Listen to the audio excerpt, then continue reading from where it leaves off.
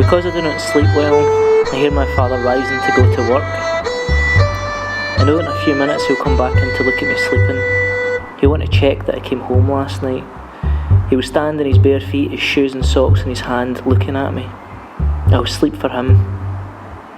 Downstairs I hear the snap of the switch in the kettle. I hear him not eating anything, going about the kitchen with a stomach full of wind. He'll come again to look at me before he goes out to his work. He'll want a conversation. He climbs the stairs and stands breathing through his nose with an empty lunchbox in the crook of his arm, looking at me. This is my son who let me down. I love him so much it hurts, but he won't talk to me. He tells me nothing. I hear him groan and see his eyes flicker open. When he sees me, he turns away. A heave of bedrooms in his wake. Wake up, son. I'm away to my work. Where are you going today? What's it to you? If I know what you're doing, I don't worry as much. Shit. I do not sleep. My father does not sleep. The sound of ambulances crisscrosses the dark. I sleep in the daylight. It is safe. At night I hear his bare feet click as he lifts them, walking the lino. The front door shudders as he leaves. What do you be doing out to this time? What again? Answer me. Talking. Who with? Friends, just go to bed, Dad, will you? What do you talk about? Nothing much. Talk to me, son. What about? My son, he looks confused. I want you to talk to me the way I hear you talk to the people at the door. I want to hear you laugh with me like you used to. I want to know what you think. I want to know why you do not eat anymore. No more than pickings for 4 weeks. Your face is thin, your fingers orange with nicotine. I pulled you away from death once, and now you will not talk to me. I want to know if you're in danger again. About? You haven't shaved yet. I'm just going to. The water in the kettle's hot. Why do you shave at night?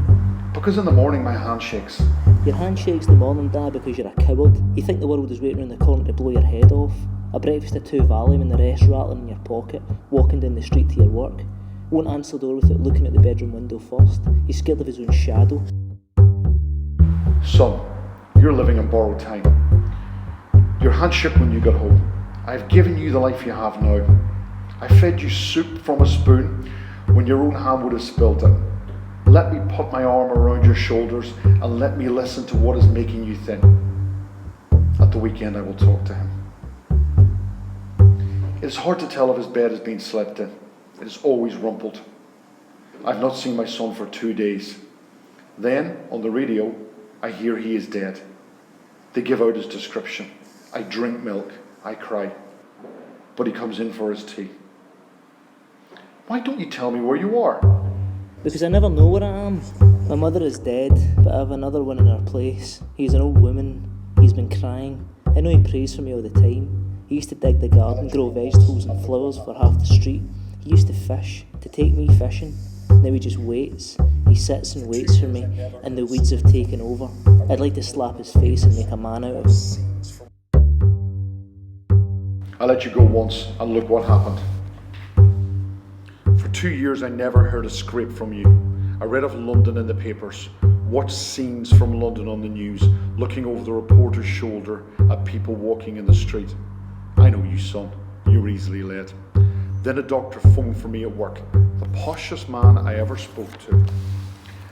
I had to go and collect you, like a dog. The boy had taken up a paper. He turns the pages noisily, crackling like fire. And you rig out for Littlewoods? Socks, drawers, shirt, the lot, in a carrier bag. The doctor said you had to burn what was on you. I made you have your girl's haircut. It was Belfast before we spoke. You had the taint of England in your voice. Today I thought you were dead. Well, I'm not dead.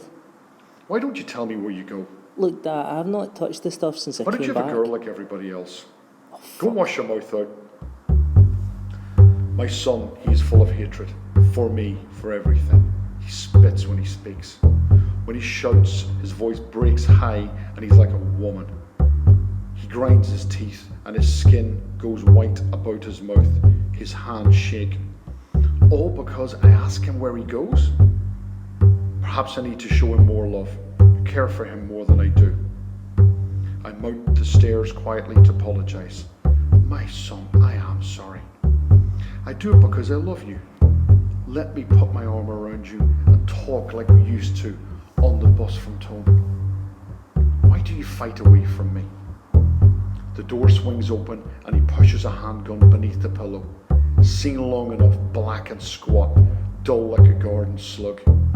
He sits, my son, his hands idling empty, staring hatred. Would you always spy me, you nosy old bastard? His voice breaks, his eyes bulge. What's that? Under your pillow. None of your business. He kicks the door closed in my face with his bare foot. There's a ring at the door.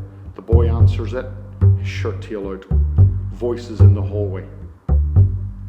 My son with friends, talking. What he does not do with me. There is a bang. A dishcloth drops from my hand and I run to the kitchen door. Not believing, I look into the hallway. There is a strange smell. My son is lying on the floor, his head on the bottom stair, his feet on the threshold. The news has come to my door. The house is open to the night. There is no one else. I go to him with damp hands. Are you hurt? Blood is spilling from his nose. They have punched you and you are not badly hurt. Your nose is bleeding. Something cold at the back of your neck. I take my son's limp head in my hands and see a hole in his nose that should not be there, at the base of his nostril. My son, let me put my arms around you.